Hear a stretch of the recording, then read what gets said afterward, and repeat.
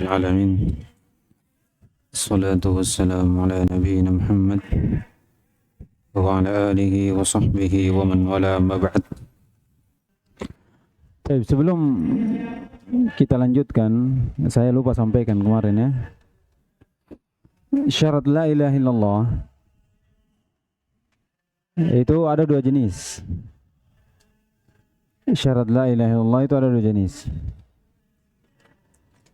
Iya, naw'un atau dikatakan syartun li'ismatid dam wal mal fid dunya.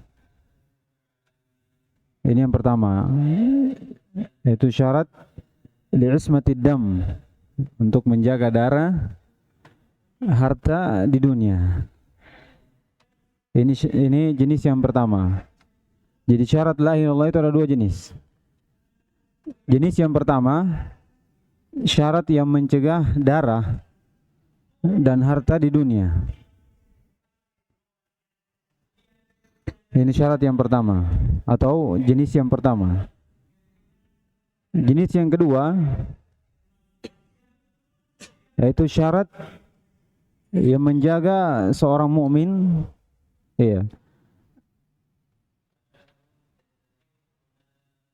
masuk ke dalam neraka atau kekal dalam neraka. Saya ulang. Syarat la ilaha illallah itu ada dua jenis. Syartun li'ismatid dam wal mal fid dunya. Ini yang pertama, untuk menjaga harta darah di dunia. Wa syartun linajatin min dukhulin nar au khuludin fiha. Jadi sesuatu yang menyelamatkan, syarat yang menyelamatkan seorang masuk dalam neraka atau kekal di dalamnya. Ini yang kita sebutkan 7 atau 8 itu masuk di jenis yang kedua. Jenis yang menyelamatkan seorang masuk ke dalam neraka atau menyelamatkan seorang kekal di dalam neraka. Itu ada 7, itu sudah kita sebutkan 3. Adapun syarat li'ismatid dam wal mal fid dunya, itu yang seorang terjaga dari darahnya di mana? Di dunia. Ini ada 2. Yang pertama at-talaffuz wal iqrar. Ini sudah kita jelaskan kemarin ya. At-talaffuz wal iqrar itu diucapkan dan diakui dengan lisan. Ini la ilaha illallah, kalimat ini.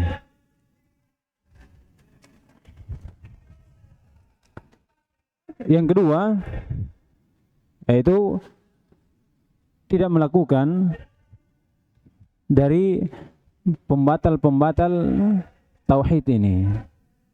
Sesuatu yang membatalkan ucapannya. Ucapan apa? La ilaha illallah. Jadi ini ada 2. Ini ada 2. Saya ulang.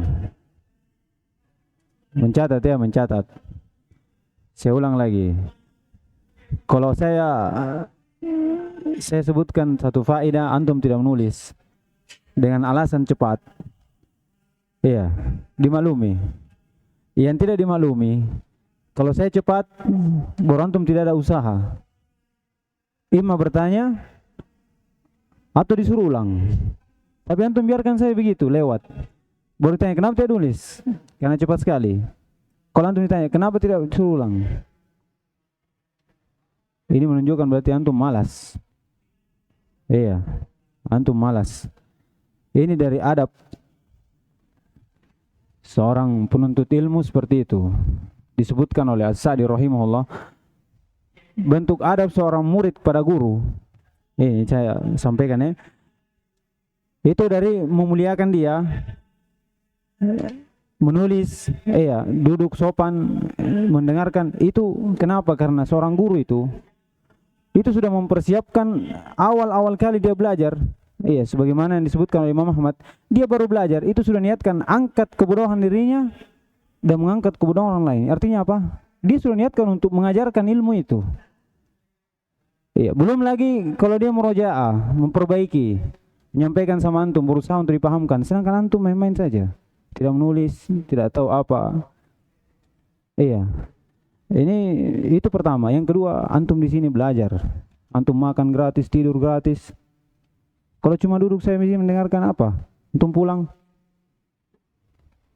Iya, enggak tahu kapan antum disuruh pulang, kapan orang tuanya antum panggil antum, dan yang tahu. Jadi kalau antum tidak memanfaatkan, iya, ini saya lagi sariawan ini ya, jadi minum terus. Ada 3 sariawan saya sini.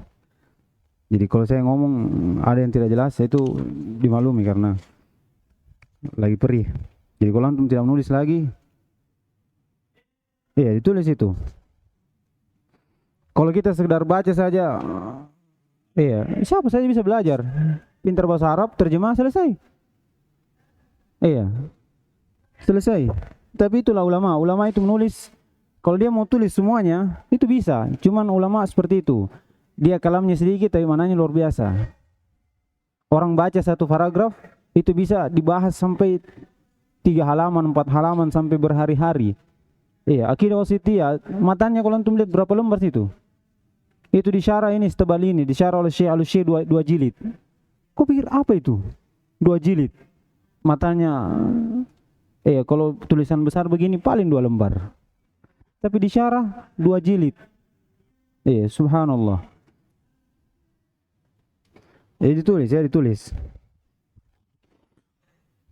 Jadi yang pertama tadi apa?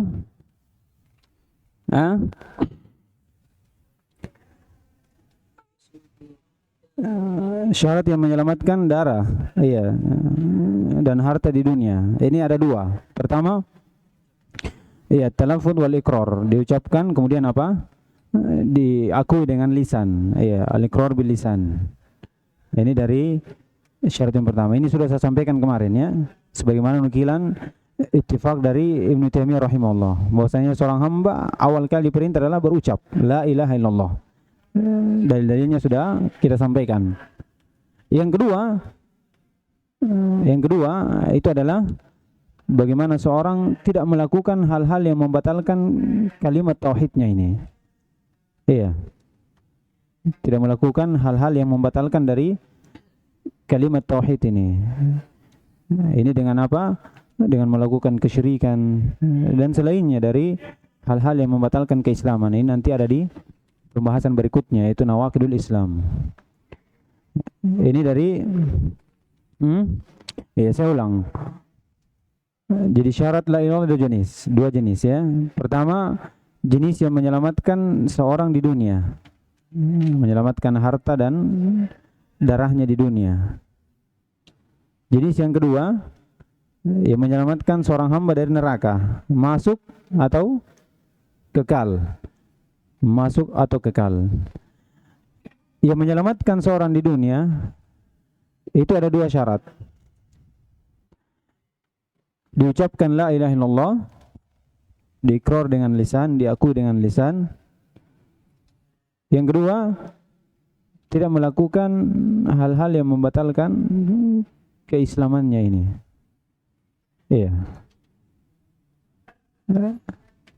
Tidak melakukan hal-hal yang membatalkan apa? Keislamannya, yaitu dari ucapannya la ilaha illallah. Kemudian syarat yang menyelamatkan seorang hamba dari neraka, masuk ataupun kekal, ini ada 7, ditambah lagi 1. Kita sudah ambil berapa kemarin? Ada 3. Ini pembahasan kita ya. Ini dari pembahasan kita. Yang pertama apa? Ilmu. Ini lawan dari al-jahal. Jadi seorang harus mengetahui la ilaha illallah. Harus mengetahui la ilaha illallah. Siapa yang bisa sebutkan dalilnya dari Al-Quran 1? Dari sunnah 1? Nah, Iman. Ini dari Al-Quran, fa'alam annahu la ilaha illallah. Yang diperintah untuk mengilmuinya. Ilmuilah. ketahuilah makna, kandungan, ketentuan dari la ilaha illallah itu. Dari hadis, iya, hadis siapa ini? Utsman bin Affan. Jadi man mata wa huwa ya'lamu la ilaha illallah dakhala al-jannah. Nah, ini hadis ini kita tidak berhujjah bahwasanya sekedar mengetahui saja. Karena berlafaz itu awal kali, ya. Sebagaimana datang dalam riwayat lain di luar dari sahih. Kemudian yang kedua, apa? Al-yaqin. Iya, ilmun yaqinun, ya. Ini juga datang dalam pendalilannya, datang dalam Al-Quran dan Sunnah. Dari Al-Quran,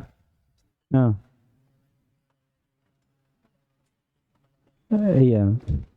Summa lam yartabu. Dia katakan saya beriman kepada Allah, mengucapkan la ilaha illallah, kemudian summa lam yartabu. Mereka ini tidak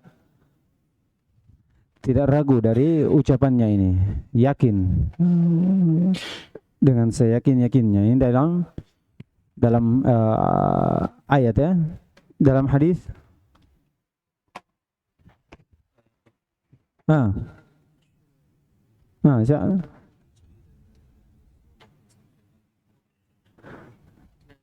man syahida la ilaha illallah mukhlishan fi qalbi. Ini ikhlas. Dipersyaratkan yakin dulu. Ikhlas. Ikhlas nanti, ikhlas. Kalau ikhlas.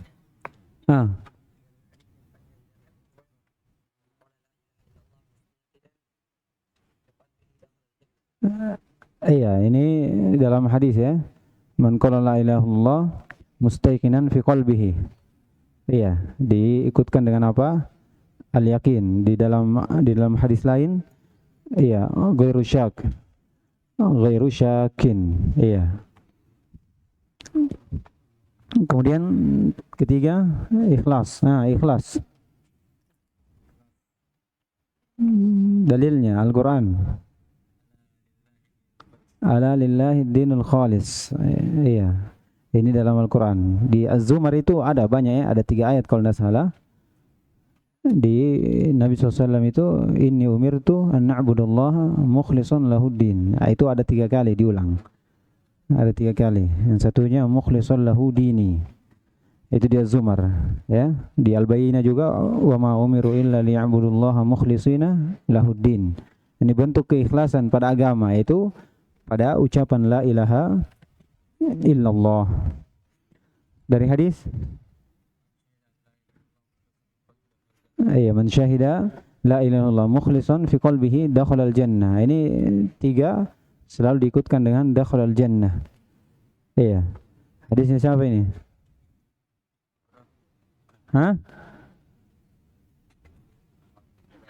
Jabir bin Abdullah. Ini kisahnya siapa ini? Kisahnya siapa? Ini Jabir yang menceritakan, ya. Tapi yang meriwayatkan ini hadis siapa? Mu'ad bin Jabal. Iya, Jabir yang menceritakan dari hadis ini. Tapi ucapan man syahida la ilaha illallah mukhlishan lahuddin, iya, mukhlishan fi qalbihi dakhala jannah, ini ucapan dari Mu'ad bin Jabal, diambil dari Nabi kita Muhammad sallallahu alaihi wasallam.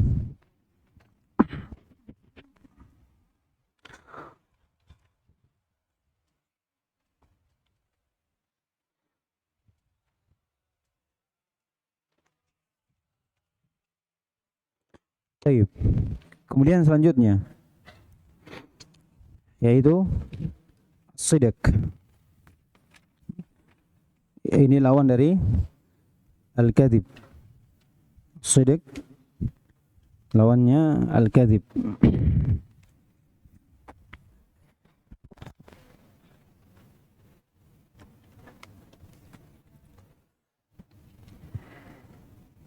Ini datang dalam ayat di surah Al-Ankabut, awal ayat, ya.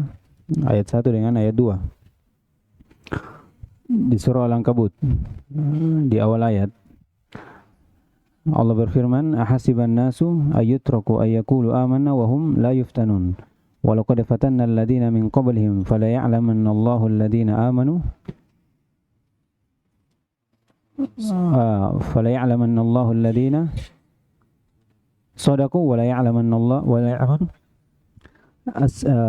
al-kadzibin ya di akhir ayat ya. Ini dia syahidnya. Jadi di awal ayat dikatakan ahasiban nasu ayyutraku ayyaqulu amanna wa hum la yuftanun. Perhatikan. Dia ucapkan amanna wa hum la yuftanun. Wa laqad fatanna alladziina min qablihim fala ya'lamanna Allahu alladziina shadaqu wa la ya'lamanna al-kadzibin. Lihat. Jadi ucapan keimanan, iya, kejujuran dari ucapannya itu dengan apa? Al-imtihan. Jadi dengan imtihan, iya, maka terlihat Allah katakan di sini wala ya'lamanna Allahu alladziina shadaqu wala ya'lamanna al-kadzibin. Lihat. Dengan imtihan ini Allah Subhanahu wa taala akan tahu siapa yang jujur dengan ucapannya la ilaha illallah, siapa yang dusta. Iya. Jadi ini ilmu Allah, bukan dikatakan Allah Subhanahu wa taala tidak tahu. Iya, yang diinginkan di sini adalah ilmu zuhur. Ilmu zuhur, tahu ilmu zuhur, yaitu Allah Subhanahu wa taala menampakkan kepada hambanya akan kejujuran dari keimanannya ini dengan ujian itu. Iya, dengan ujian Allah Subhanahu wa taala akan menampakkan kepada hambanya kejujuran dari ucapan la ilaha illallah. Jadi dengan ujian itu akan nampak apakah dia betul-betul beramal atau jujur dengan ucapan la ilaha illallah atau tidak. Iya. Ketika dia diuji, apakah dia sabar? Iya, apakah dia tidak mencela Allah Subhanahu wa taala? Apakah dia tidak murka? Iya. Karena dari kandungan la ilaha illallah, dia jujur dengan kalimat la ilaha illallah itu menerima sabar di atas ujian dari ucapannya itu. Nah, ini dari konsekuensi la ilaha illallah seperti itu. Akan banyak orang yang memusuhinya. Iya, dan itu akan terus ada sampai akhir zaman. Iya, dekat dari hari kiamat. Ini dalam ayat ya. Di ayat lain di surah Al-Baqarah. Iya, di surah Al-Baqarah. Kata Allah Subhanahu wa taala, "Wa minan nasi may yaqulu amanna billahi wa bil yaumil akhir wa ma hum bimu'minin." Perhatikan. Kata Allah, di antara manusia ada yang mengatakan saya beriman kepada Allah Subhanahu wa taala dan hari akhir. Wa ma hum bimu'minin. Sedang mereka ini pada hakikatnya tidak beriman. Di lanjutan ayat, yukhadi'una Allah wal ladzina amanu. Iya.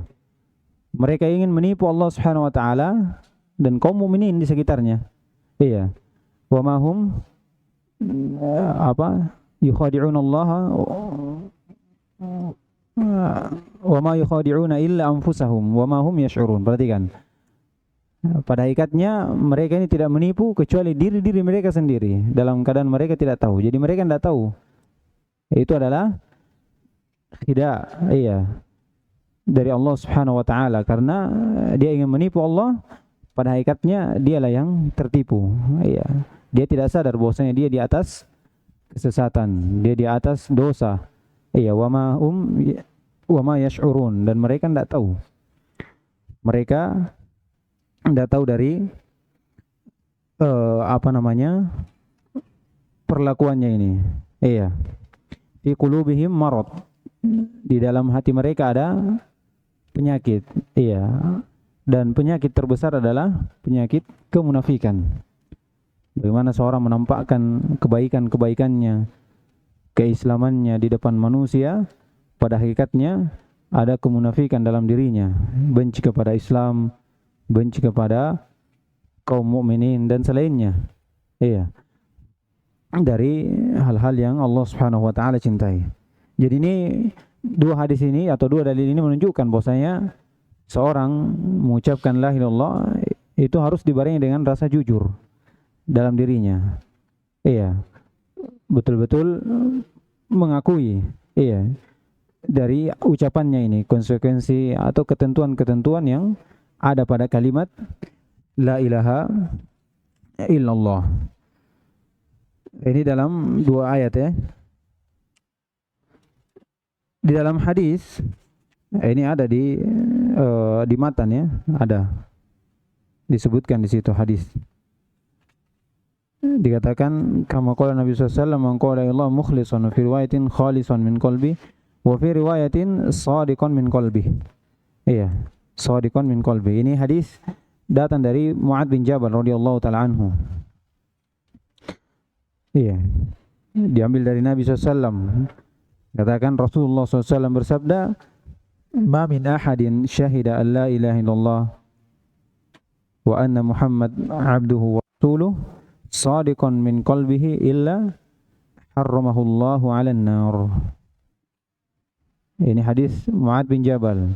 Kata Nabi SAW, "Ma min ahadin." Tidak ada satu orang pun syahid la ilaha illallah, yang bersaksi tidak ada sembahan yang hak kecuali Allah. Kemudian dia bersaksi juga bahwasanya Rasul adalah hamba dan Rasulnya. Shadiqan min qalbi, dalam keadaan dia jujur dari ucapannya ini, jujur. Ya. Jujur dengan ucapannya, kecuali pasti Allah Subhanahu wa taala akan mengharamkan neraka untuknya. Nah, ini pengharamannya seperti apa? Nah, saya bisa jawab.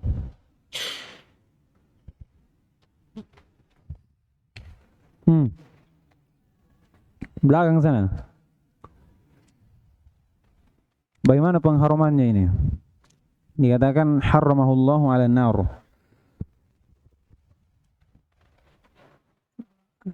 Irfa' sautak.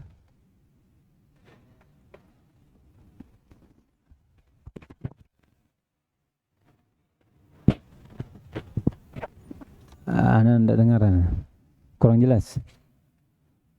Bisa berdiri antum supaya teman-teman dengar apa maksudnya ini haramahullahu 'alan nar.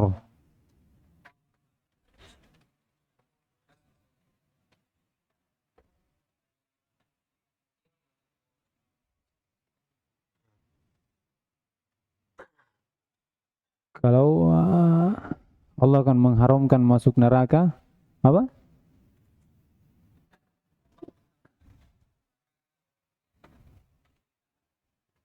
Allah mengharamkan masuk neraka kalau dia tidak melakukan kesyirikan. Terus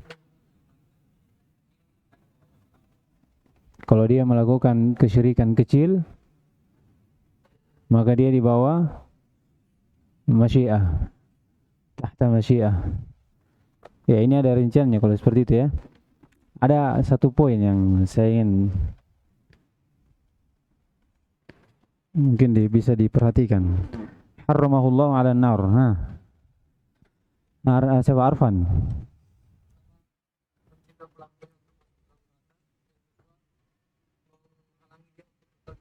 Ini dia. Yang pertama, haramahu 'alan nar. Ini masuk dalam neraka. Iya. Masuk. Jadi haramahu 'alan nar, mengharamkan untuk masuk dalam neraka. Ini pertama ya. Ini untuk orang yang memiliki apa? Al-imam mutlak. Imam mutlak. Ini perhatikan. Ini sama dengan ucapan dakhalal jannah. Sama. Dakhalal jannah dengan haramahu 'alan nar, ini sama rinciannya yang saya sebutkan kemarin. Ya. Kalau dakhalal jannah ini rinciannya apa? Ada dua. Dakhalal jannah ibtidaan atau masiratan. Ibtidaan maksudnya tanpa masuk neraka dia langsung masuk surga. Ini 70 golongan masuk surga tanpa ada hisab wala adab. Ini yang pertama. Atau dia masirahu, maksudnya tempat kembalinya adalah surga.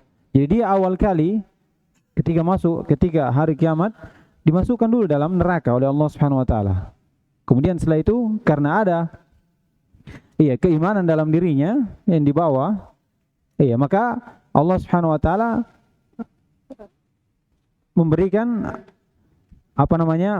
adab dari dosa-dosanya, tapi setelah itu dikeluarkan dari neraka kemudian dimasukkan ke dalam surga. Yang dikatakan dakhalal jannah.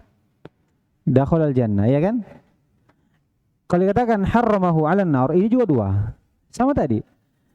Dikatakan diharamkan neraka masuk. Ini kalau orang yang memiliki keimanan yang mutlak.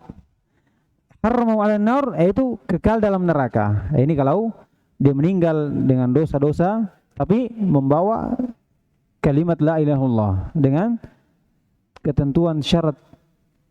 Iya, 7 syarat ini yang sebagian dikatakan ini syarat untuk menyelamatkan hamba dari masuk atau kekal. Iya, tapi dia bawa 7 ini, 7 syarat. 7 syarat. Dia ketika diucapkan dia yakin, iya. Ketika diucapkan dia tahu, dia ikhlas, iya. Adapun dosa-dosa besar, iya. Itu tidak membatalkan keimanan, enggak ada. Kecuali siapa? Khawarij. Iya, jadi jangan sampai bilang orang katakan la ilaha tapi dia melakukan dosa besar. Tidak ada yang mengeluarkan pelaku dosa besar dari keimanan, tidak ada. Cuma kita katakan dia kurang dari keimanannya. Jadi kalau dia bawa keimanan itu sampai meninggal, terpenuhi syaratnya, maka terhalangi dia dari kekal dalam neraka. Ini dari hadis dari Mu'ad bin Jabal radhiyallahu taala anhu. Kemudian yang kelima, semua kita bisa ambil semuanya. Al-mahabbah. Ini al-mahabbah pada hakikatnya ini lawan dari al-bughd. Iya, benci.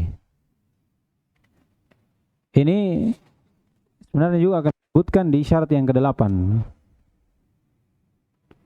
Iya, berkaitan dengan syarat yang ke-8.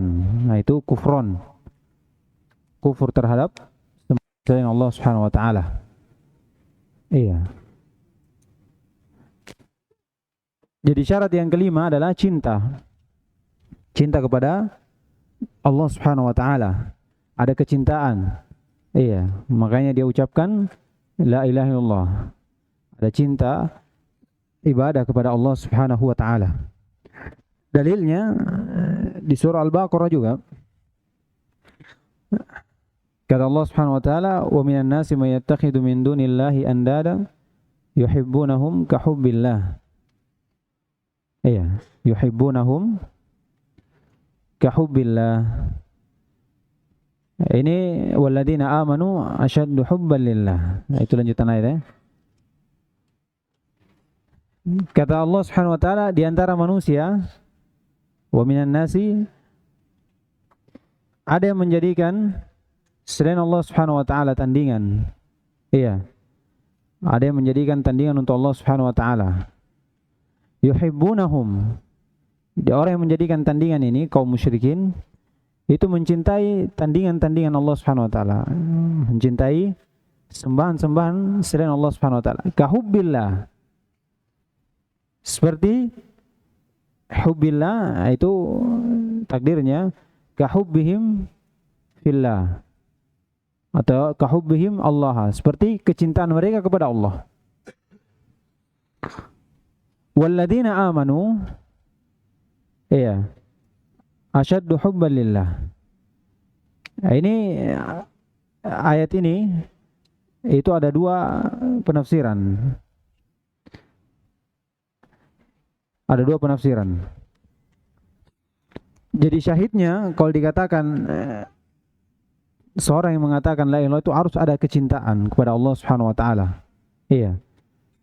Cinta yang terkandung padanya ketundukan. At-tadallul wal khudu'. Iya. Ini cinta yang mengandung ketundukan, kerendahan untuk Allah Subhanahu wa taala. Jadi persyaratkan cinta, lihat. Dikatakan di antara manusia, ini orang musyrik, ada yang menjadikan tandingan untuk Allah.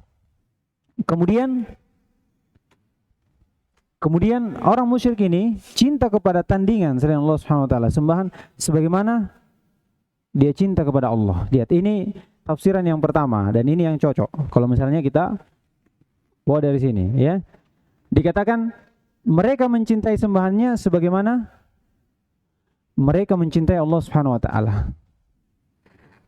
Jadi mereka ini cinta kepada Allah Subhanahu wa taala. Iya, cinta kepada Allah. Tapi bersamaan dengan kecintaannya kepada Allah, mereka juga cinta kepada sesembahan-sesembahan. Iya. Jadi tidak menjadikan cintanya kepada Allah ini apa? Dia masuk dalam Islam. Iya. Tidak menjadikan kecintaannya ini kepada Allah Subhanahu wa taala itu dia selamat atau diterima dari ucapan la ilaha illallah, karena mereka pada hakikatnya juga mencintai sembahan-sembahan yang lain selain Allah Subhanahu wa taala. Kemudian dalam lanjutan ayat walladzina amanu asyaddu hubban lillah. Tetapi orang-orang yang beriman itu lebih besar kecintaannya kepada Allah. Lebih besar kecintaannya kepada Allah karena orang mukmin kecintaannya itu cuma satu, tidak terbagi. Makanya dikatakan asyad. Adapun orang-orang musyrik itu kecintaannya itu kurang. Kenapa? Karena terbagi. Terbagi kecintaannya kepada Allah Subhanahu wa taala terbagi. Dia cinta kepada Allah, juga cinta kepada sembahan-sembahan yang lain. Iya, makanya dikatakan yuhibbunahum kahubbillah. Walladzina amanu asyaddu hubban lillah. Ini tafsiran yang kedua, dikatakan kecintaan mukmin itu lebih besar dibanding kecintaan mukmin kepada Allah itu lebih besar dibandingkan kecintaan kaum musyrikin kepada sesembahannya. Iya. Sesembahannya. Taruhlah orang musyrik ini cinta kepada sesembahannya. Bagaimana cintanya mereka luar biasa. Tapi ini tafsiran kedua ya. Orang mukmin itu kecintaannya kepada Allah lebih besar. Iya. Adapun tafsiran yang pertama ini yang kita inginkan, yaitu bagaimana mereka cinta kepada Allah. Iya, dan juga cinta kepada sembahan-sembahan yang lain. Jadi dia tidak memberikan kecintaan murni untuk Allah Subhanahu wa taala. Ya, cinta di sini yang diinginkan cinta yang mengandung apa? At-tadallul wal khudu' ya. Karena cinta ada banyak. Iya. Cinta di sini cinta yang mengandung kerendahan, ketundukan, iya, kepatuhan kepada Allah Subhanahu wa taala atau kepada yang dicintai. Kemudian datang dalam hadis dari hadis Anas radhiyallahu taala anhu. Kata Nabi SAW, "Salasun man kunna fihi wajada halawatal iman." Ada 3 siapa yang dia memiliki 3 ini, maka dia akan mendapati manisnya iman. Di antara 3 ini kata Nabi SAW, ayyakuna Allah wa rasulahu ahabba ilaihi mimma siwahuma. Iya. Dikatakan Allah Subhanahu wa taala dan rasulnya dia yang paling cintai. Iya. Dia yang paling dicintai daripada selain keduanya. Iya, jadi kecintaan ini dari syarat seorang itu ketika mengucapkan la ilaha illallah harus ada cinta kepada Allah Subhanahu wa taala. Ya, ini cinta dari ibadah yang paling besar. Iya.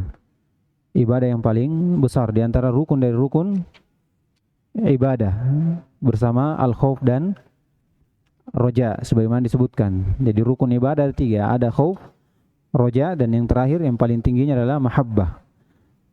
Oleh karena itu disendirikan oleh al-musannif Syekh Muhammad bin Abdul Wahhab dalam kitabnya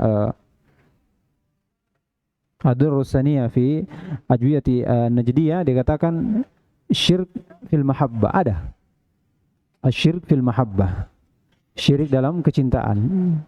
Kemudian dia bawakan dalil ini. Iya.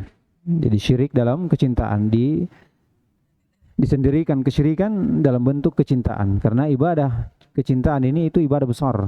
Seorang kalau sudah cinta itu kalau antum melihat iya itu bisa dibutakan. Iya. Apa saja bisa jelek. Cuma dia yang bagus. Itu kalau sudah cinta. Jadi yang boleh kita cintai dengan penuh ya, sangat itu hanya Allah Subhanahu wa taala. Hanya Allah Subhanahu wa taala.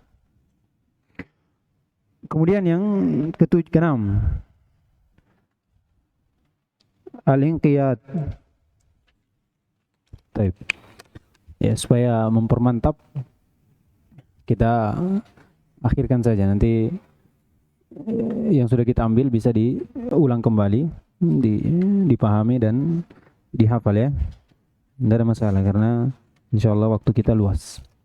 Subhanakallahumma wa bihamdika asyhadu an la ilaha illa anta astaghfiruka wa atubu ilaik.